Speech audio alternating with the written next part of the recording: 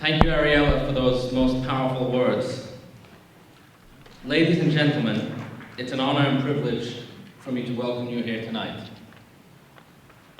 I'd like to begin by thanking our co-hosts, Talbot Heath School, under the leadership of Anne Harriet Holloway, who is here with us this evening. Thank you. Thank you also to Haley O'Shea, who was actually the first one to set the wheels in motion for everything that we have here tonight, and also, in her absence, to Jenny Thorpe for the time that she put into the preparations this evening. I'd like to make special mention and welcome Inspector John Wasey, who is here with us this evening. Thank you for being with us and for all that you do for our community. Today is the first day of the Hebrew month of Elul, exactly 30 days before the Jewish New Year of Rosh Hashanah. In Jewish tradition, during this month, we sound a shofar. A shofar is a ram's horn, which we blow. It's a reminder that the new year is fast approaching. The shofar is a call for introspection and an urge for us to take on new resolutions, good resolutions for the new year. But at a gathering such as this evening, perhaps the call of the shofar has a broader message. It should be seen as a call to each and every one of us to never forget the horrors of the past, and a call of action to each one of us to do everything that we can to make sure that such atrocities never repeat themselves. Ladies and gentlemen, in that vein, I will blow the shofar for you now. Please rise for a moment.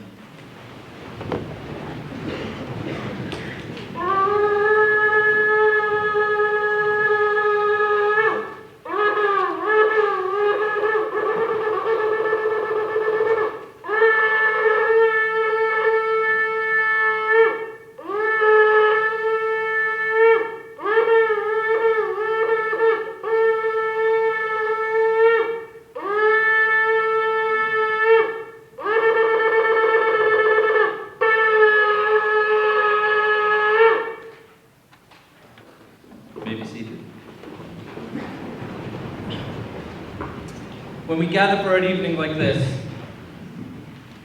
and we are reminded of the unthinkable and the evil committed, our mind fails to process the insanity. Having recently read Eva's book, the descriptions of the horrors that were inflicted on young children, parents being torn away from the young children, and children being forcibly torn away from their parents. And as a father of 3 young children, this is something that really resonates. And the question that we all ask is, how could human beings have committed such things? How is it that from a nation which was the most advanced in science and in ethics came the worst acts of inhumanity ever recorded in human history? To the extent that no one could believe that a human being was capable of behaving this way. An even more potent question is that if the Germans were able to act this way, what is there to guarantee that such things won't happen again? Ladies and gentlemen, I don't claim to have the magic wand that can remove all hatred from humanity, but I would like to share with you something that I have learned from my teacher and spiritual mentor, the Rebbe, Rabbi Menachem Schneerson of righteous memory. He taught that human beings can be amazing people, can be very good people, and can be very decent people. But they can never rely solely on their own common sense as the factor and implementation of human decency.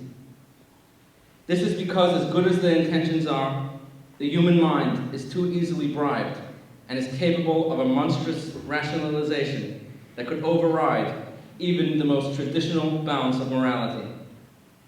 Indeed, this is exactly what happened during the Holocaust, where a scientific ultra-rationality was able to provide murder with rational justification.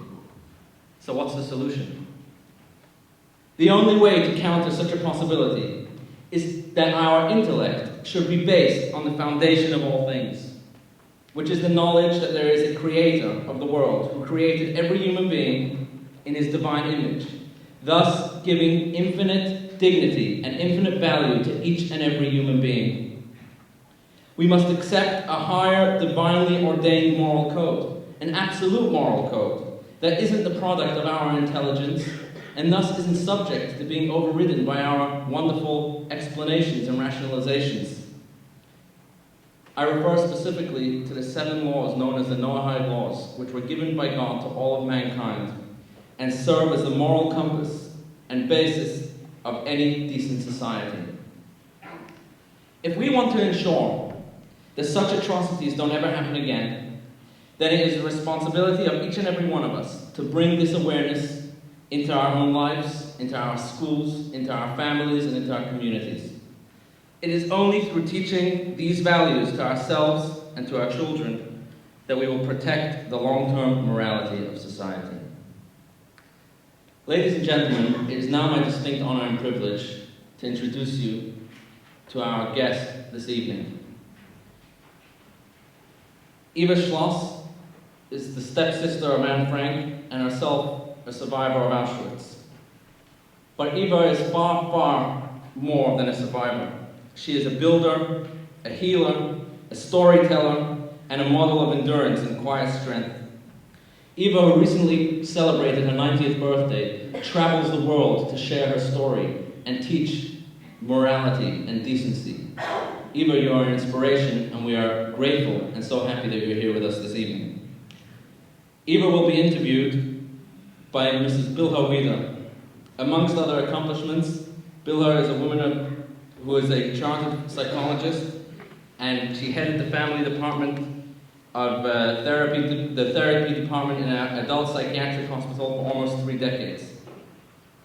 But most importantly, Bilha is the daughter of a Holocaust survivor who survived Auschwitz at the age of 20. So the Holocaust and anything associated is something very close to her heart. I would like to call up to the stage Eva and Bilha.